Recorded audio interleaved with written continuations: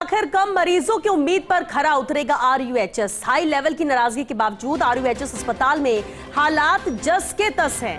Limited मरीजों के बावजूद ओपीडी में कई डॉक्टर्स के चैम्बर खाली हैं। अस्पताल की ओपीडी में लंबी लंबी कतार, मरीज कर रहे हैं इंतजार। हालांकि कुछ संवेदनशील डॉक्टर्स ओपीडी में संभाले हुए हैं जिम्मेदारी। दवा काउंटर्स पर मरीजों को जो नहीं मिल रही दवाएं, उन दवाओं पर अनुपलब्धता की मुहर के बजाय मरीजों को भेजा जा रहा बाहर। सबसे आश्चर्य की बात यह कि दवा काउंटर्स के बाहर लंबी कतारें हैं, लेकिन मरीजों के बैठने के लिए महज 2 बेंच की ही यहां पर व्यवस्था है। ऐसे में जमीन पर लेटकर ही दवा लेने का इंतजार कर रहे हैं मरीज। और ऐसे में सवाल यह है कि क्या प्रबंधन को नहीं किसी की कोई परवाह? क्या इस तरह के माहौल में अस्पताल में बढ़ेगा मरीजों का फुटफॉल? ये बेहद अहम सवाल है।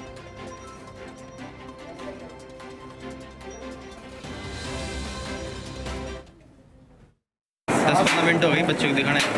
फिर अब आए डॉक्टर साहब नहीं थे यहाँ पे, डॉक्टर साहब थे क्या? किसी ने पूछा आपने कहाँ गए थे डॉक्टर साहब? पता नहीं, खड़े थे मेरे से पहले, उन्होंने बोला कि कहीं गए हुए हैं। गड़बड़ से तो मंदिर से पर्ची कटाई थी, 115 नंबर बताया था।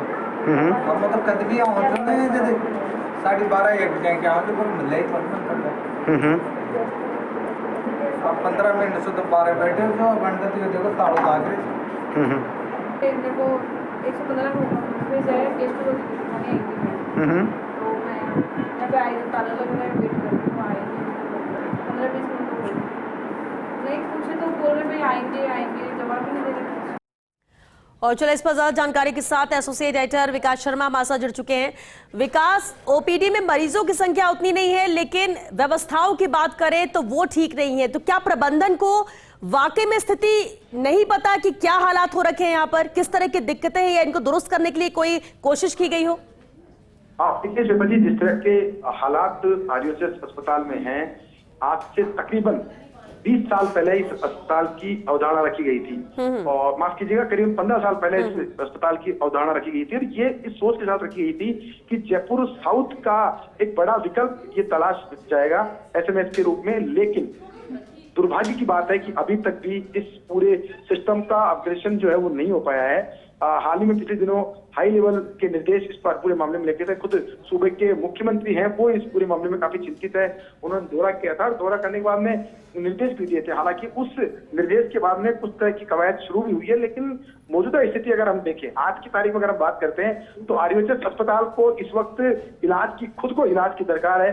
आप देखिए कि ओपीडी से लेके आईपीडी दोनों ही जगह पर अव्यवस्थाओं का अंबार जो है वो देखा जा रहा है। हाल ही में 16 डॉक्टर्स जो है वो लगा चुके हैं, लेकिन यहाँ पर जो मूलभूत सुविधाएं हैं उनका अभाव है। आप देखिए श्वेता, सबसे आश्चर्यजनक बात यह है कि इस तरह की सुविधाएं, आप फार्मेसी से दवा लेने जाता है तो उसको फार्मेसी पे ये जवाब दिया जाता है कि आप क्या दवा लिखा के लेके आए, हमको समझ में नहीं आ रहा है क्या लिखा के लाए, वापस डॉक्टर के पास जाइए और लिखा के लाइए। मतलब फार्मेसी में बैठे हुए जो लोग हैं वो पूरी तरह से प्रशिक्षित नहीं है। उसके अलावा दूसरी बात करें, गंभीर मरीज, आप विजुअल में देख सकते हैं, गंभीर मरीज के बैठने के लिए फार्मेसी जहां दवाई लेके जा रहे हैं दवा स्टोर पर, उसके बाहर बैठने के लिए मात्र 1-2 कुर्सियां लगा रखी है। मरीजों की स्थिति है कि वो लेट करके, जमीन पर लेट करके इंतजार कर रहे हैं कि उनका कब नंबर आएगा और तब जाकर के वो दवा लेंगे। इसके अलावा बात करें ओपीडी की, तो कई बड़े ओपीडी ऐसे हैं जहां पर डॉक्टर नदारद हैं।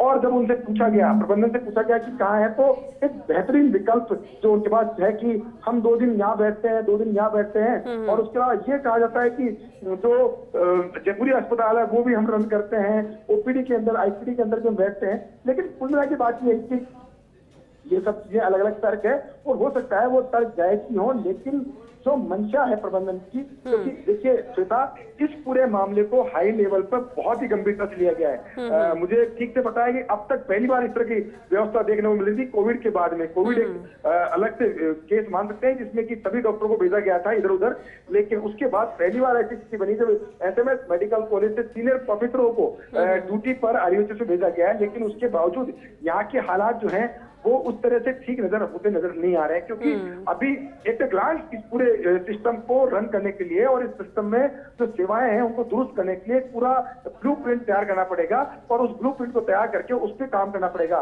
देखिए अब यहाँ पर सुपर स्पेशलिटी की सेवाएं शुरू कर दी गई है, कार्डियोलॉजी की सेवाएं शुरू कर दी गई, लेकिन जवाब मिलता है कि हम 2 दिन यहाँ ओपीडी चलाते हैं। गैस्ट्रोलॉजी की बात करें तो 2 दिन ओपीडी चलता है। इसके अलावा बात करें ENT की बात करें तो वहां पर जो है हालांकि डॉक्टर मौजूद थे, लेकिन अगर स्किन की बात करते हैं, मैं एक दिन की बात इसलिए कह रहा हूँ कि हम कोई यहाँ कटाक्ष करने के लिए ये खबर नहीं चला रहे हैं, हम ये बता रहे हैं कि वास्तविकता में ग्राउंड रियलिटी क्या है आरयूएचएस अस्पताल की।